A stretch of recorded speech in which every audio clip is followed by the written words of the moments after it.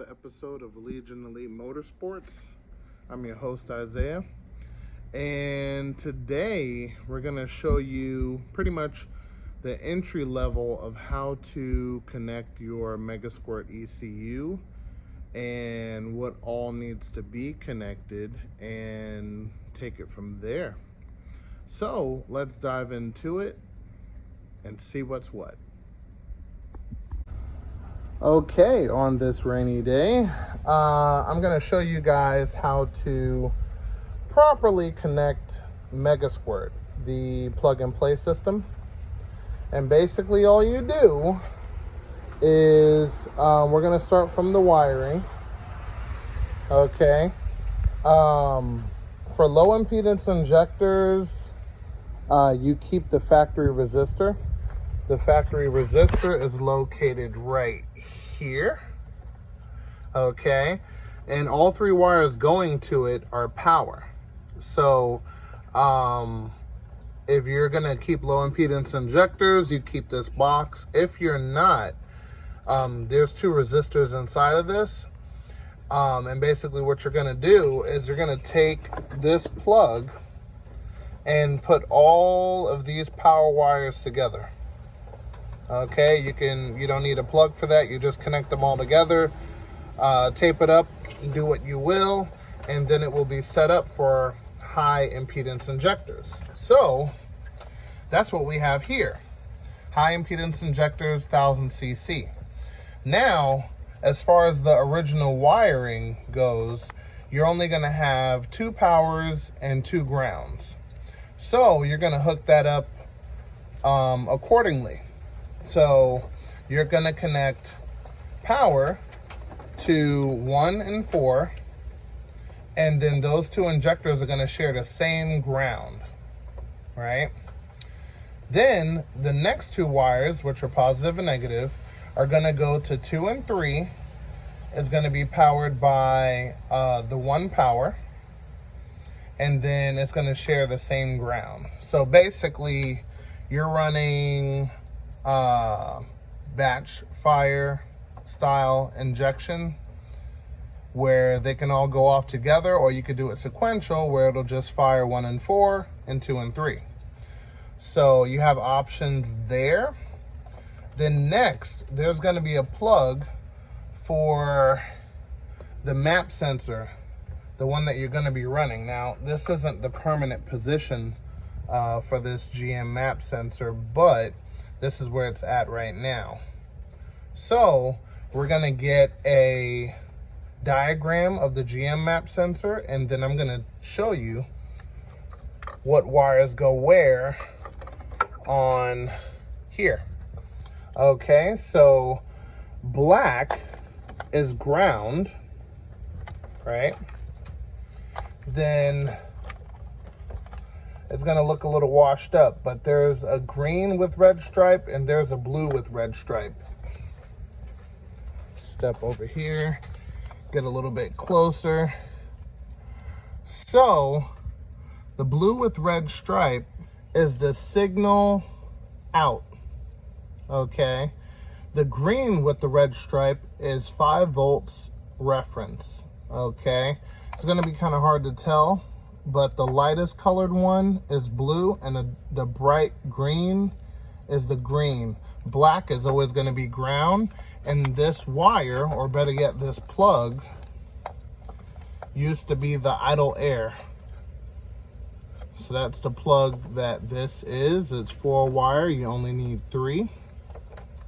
You see that one's blue, that one's green, that one's ground. So you're going to connect those to your map sensor, which the diagram should already be posted up. Then next, you're going to hook up your air temperature sensor to your next plug, which is 3 wire, and you're only going to need 2. Okay. And okay, so you're going to want to connect the yellow with black, or excuse me, the green with black and the green with yellow. Okay. Doesn't matter which way you connect it because the actual air temperature sensor is not polarized. So there's no need to definitively put one to a certain spot and then one to the other. You can hook it up either way, it's still gonna work. So this sensor originally was the idle speed control. So this one would have originally have been on near the firewall side, and it controls the idle speed pushing on the throttle. That's what plug this is right here. Okay, so this needs to be done. Okay, of course, connect your TPS and all that other good stuff. And then your intake air temperature sensor has to be in a boost area. So after the turbo, anywhere on the intercooler piping says the instructions. Next, we're going to want to hook up the lock distributor. I would have assumed that you just connect the original plug, but that is not the case. It comes with new wires. So it comes with new wires for the distributor.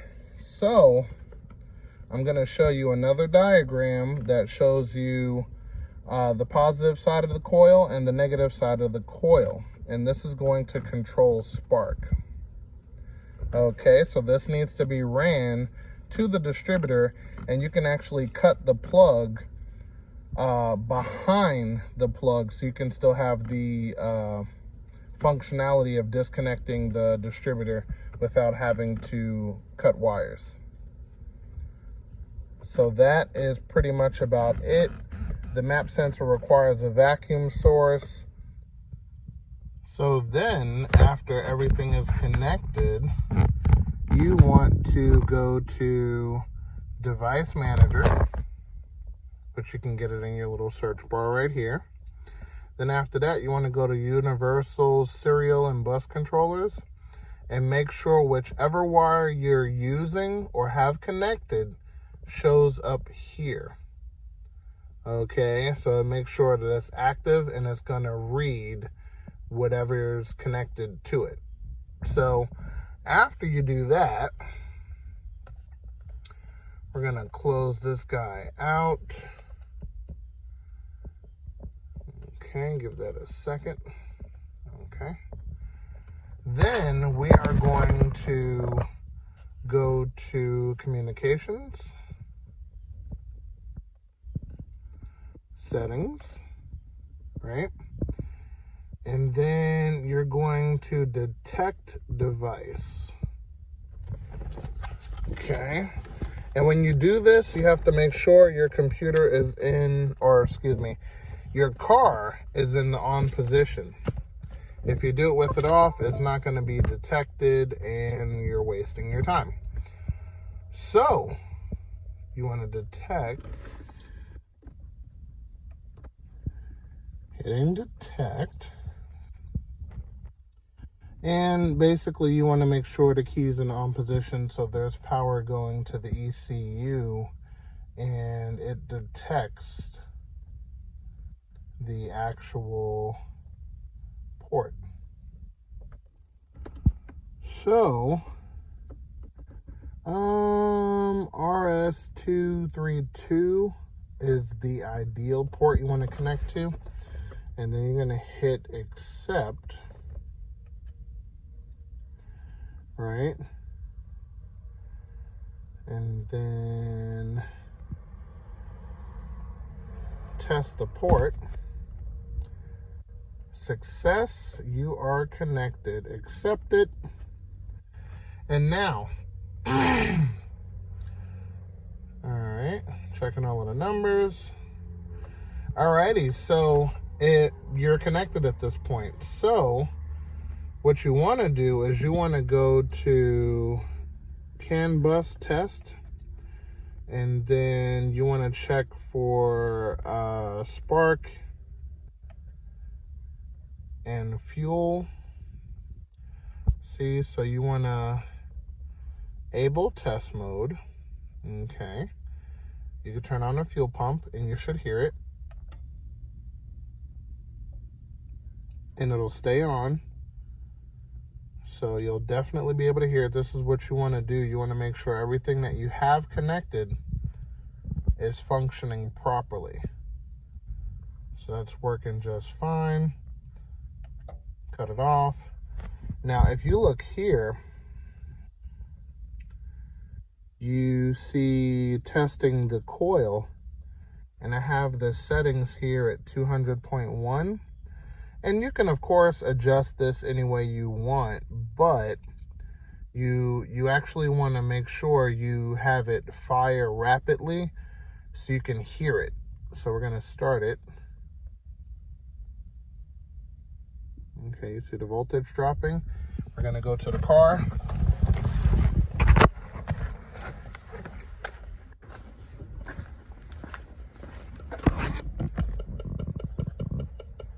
And you hear it firing. So what I'm going to do, just to show you guys what this looks like, is I'm going to disconnect this guy and then plug in another one and arc it up right here on this bolt so you could actually see it live and you know that it's working. Okay, so this is our setup. We got a random wire plugged into here, and what we're going to do is we're going to see a jolt of lightning right there off of this guy. So in the plug, it's actually pretty far back. You could do the screwdriver test. You could do the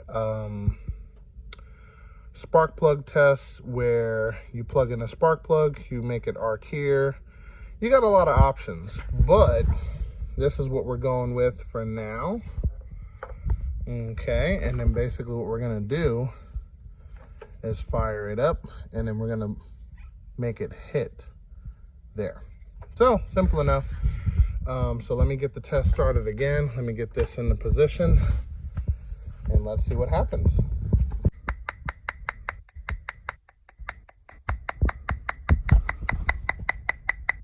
So there you have it. She is working perfectly. Doing what she is supposed to do. So we know we definitely have spark. We know we have the fuel pump running. A little disclaimer, if you have cheap wires, you most likely will get electrocuted, most likely. But these wires are actually pretty good. NGKR, good stuff. But yeah, so it's definitely working. I'm going to shut down the test. Okay. So, next and final test is the injector test. Now, again, you could set the speed of the firing to whatever you want. But I just have it at 200.1. And let's hear what that sounds like. See that? Quick, but efficient. And it shows you right here how it's firing the injectors.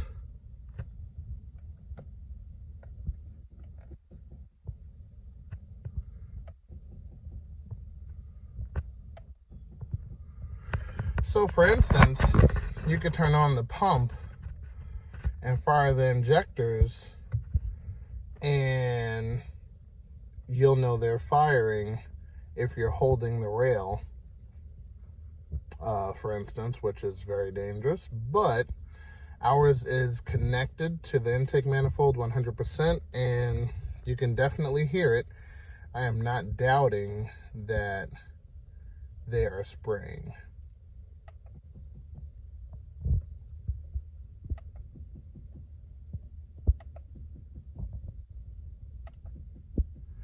Let's try it with the pump on. It should be quieter because now it has pressure behind it.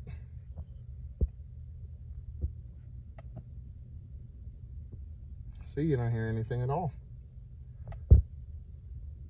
But guaranteed a spraying. You could actually use a Noid light, hit start, and this of course would require 2 people, but and then you can actually see the Noid light fire the injector, so you know you have signal, everything's connected properly, and you're ready to go. So, yep, still going.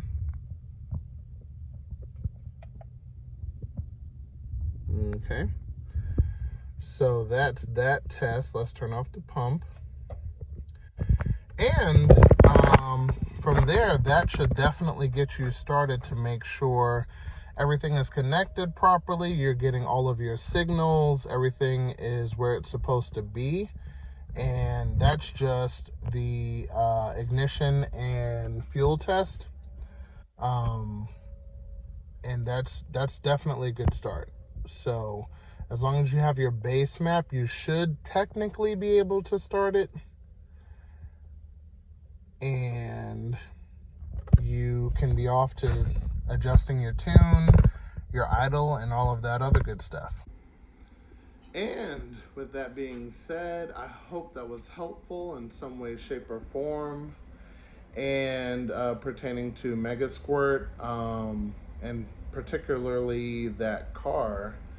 I haven't gotten it started yet. It seems not to have power to the coil in the start position, so there's going to be a couple of more tests going, and basically I'm going to put power to the starter in the on position where it does have power, see if it starts. Then from there we can kind of chase exactly what's going on with it. But until then, I hope this episode has been helpful in some way, shape, or form.